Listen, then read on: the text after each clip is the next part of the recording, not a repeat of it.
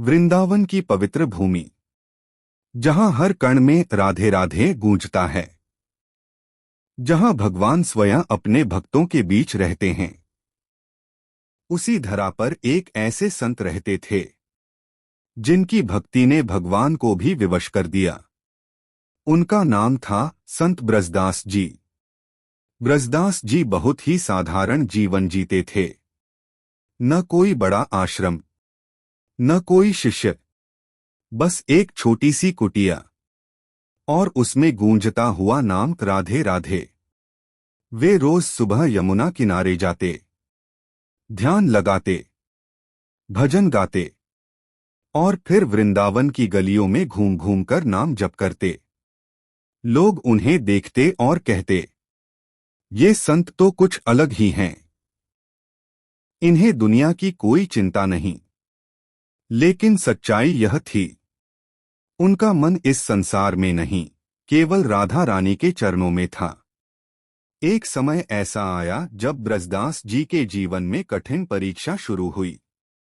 लगातार कई दिनों तक उन्हें भोजन नहीं मिला।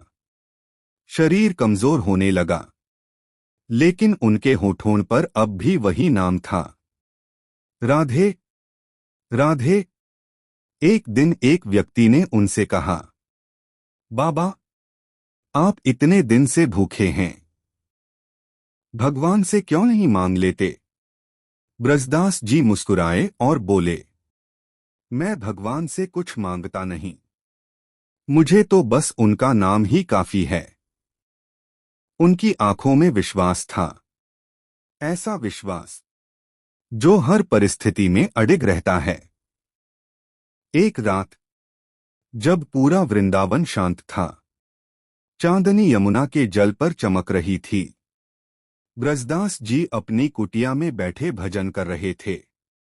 तभी अचानक कुटिया में एक दिव्य प्रकाश फैल गया। उन्होंने आंखें खोलीं और देखा, एक सुंदर कन्या उनके सामने खड़ी थी। उसके चेहरे पर अलौकिक तेज था, आंखों में अपार करुणा और हाथ में एक थाली। वह मधुर स्वर में बोली, बाबा, आपने कई दिनों से कुछ खाया नहीं, यह प्रसाद ग्रहण कीजिए। ब्रजदास जी कुछ क्षण के लिए चौंक गए, फिर प्रेम से बोले, बेटी, तुम कौन हो? कन्या मुस्कुराई, लेकिन कुछ नहीं बोली।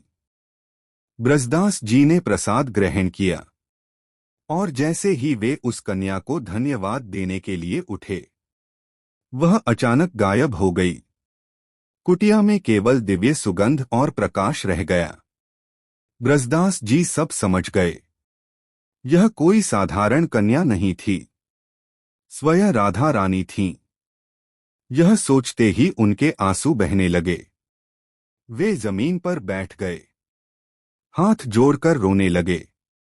हे लाडली जी, मैं तो आपका एक तुच्छ सेवक हूं, फिर भी आपने स्वयं आकर मेरी सेवा की। हृदय प्रेम से भर गया। उस दिन के बाद उनकी भक्ति और भी गहरी हो गई। इस कथा से हमें क्या सीख मिलती है?